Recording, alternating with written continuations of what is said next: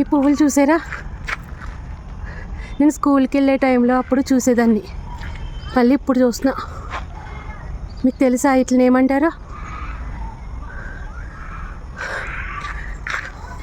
Comment చేయండి. వాటితో ఉఫ్ అని ఊదటం అలాంటివి చేసేటోళ్ళమని అనిపిస్తుంది, గుర్తుకొస్తుంది వాటిని చూస్తుంటే.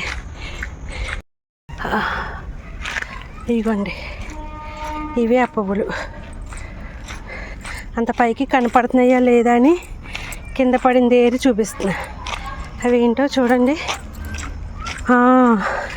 ఇవే ఈ పువ్వులతోటే ఎక్కడో దొరికాయి. కంపల్సరీ నేను స్కూల్కి వెళ్ళేటప్పుడు అప్పుడు చూసేదాన్ని వీటిని. అయితే స్మెల్ వస్తున్నాయి, మంచి స్మెల్. లైట్లు అయితే వేయలేదండి, మరి రావట్లేదు అనుకుంటా. ఇంకా లైట్లు అవి వస్తే భలే ఉంటుంది పార్క్, అది అందంగా కనపడుతూ.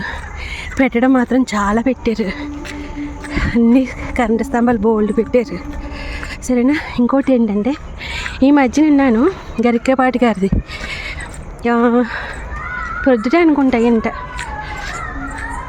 వేప చెట్ల మీద దెయ్యాలు ఉంటాయంట, చింత చెట్ల మీద దెయ్యాలు ఉంటాయంట. మనమేమో ఎవరికైనా దెయ్యం పడితే వేపాకులతోటి వాటితోటి కొట్టేసి వదిలిన తనకు చూస్తారు. వేప చెట్ల మీద కూడా దెయ్యం ఉంటుంది అంటే అమ్మో అనుకున్నాను. ఎన్ని విషయాలు తెలుస్తున్నాయి.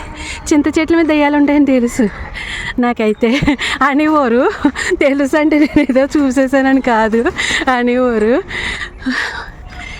ఇప్పుడు వేప చెట్ల మీద కూడా ఉంటాయి అంటే అది వేపాకులు తెచ్చి దెయ్యాలను వదిలించడం కరెక్టేనా? వేప గాలి మంచిదంట మళ్ళీ మనకి. నేను చెప్పింది మీరు వింటే కనుక అందరూ కమెంట్ చేయండి, సరేనా?